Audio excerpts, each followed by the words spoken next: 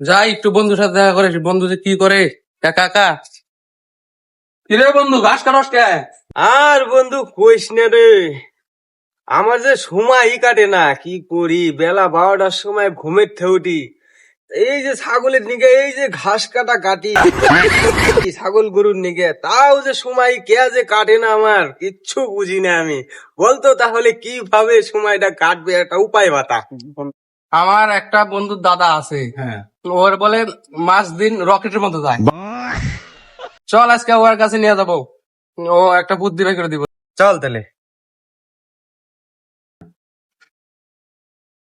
কিরে বন্ধু, ভালো আছা? তুই তো কইছিলি তোর একটা দাদা আছে, ওই বলে মাস দিন রকেটের মতো যায়।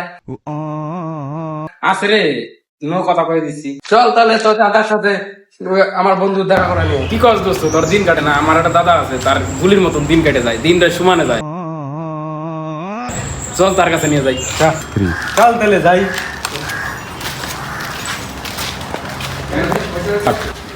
সঞ্জিত দা কি বাড়ি আছে না না আছে কি? চল দেখি, আমি তো জানতেছি না। সঞ্জিত দা বাড়িতে আছো?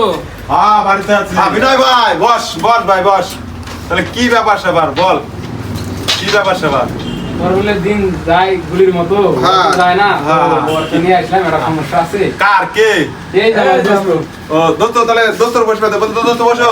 বসে বসে বসে। কি প্রবলেমটা কি দোস্ত? আরে প্রবলেম বলতে আমার যে সময়ই কাটে না। কি কয় সময় কাটা? দাঁড়া এক সেকেন্ড দাঁড়া। তাহলে দোস্ত সময় কাটে না তোমার? না। আমার কাছে তো উপায় আছে, আপনি কি ওটা সহ্য করতে পারবেন? তাহলে এক কাম করেন, টাকা সুদে নেন মানুষের কাছ থেকে। দেখেন মাস আর রকেট, মাস কি মাস তো ট্রেনের থেকে স্পিডে যাইব। আর যদি রকেটের মতন যাওয়া চায় তাহলে লোন উঠান দেখবেন। এই যে ঘুমাইবেন সকাল হলে 1 তারিখ, আবার কালকে ঘুমাইলেন সকাল হলে 1 তারিখ। হ্যাঁ পুইরে হারে রকেটের মতন যাইব। এই যে আমি খালি রকেটের মতন যায় আমার সময়, রকেট রকেট ফেল।